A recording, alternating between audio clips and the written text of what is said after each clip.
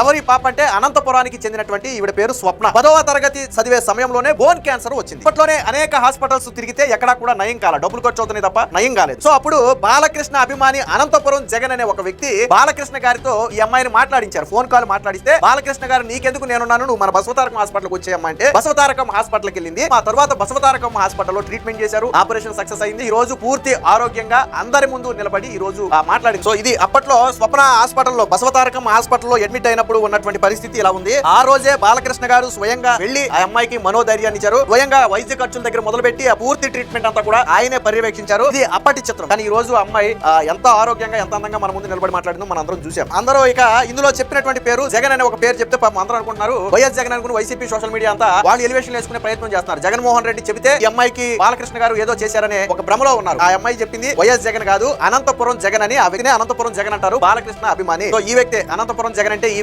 వ్యక్తిని పట్టుకుని వాళ్ళేమనుకుంటున్నారంటే వైఎస్ జగన్ అనుకుంటున్నారు.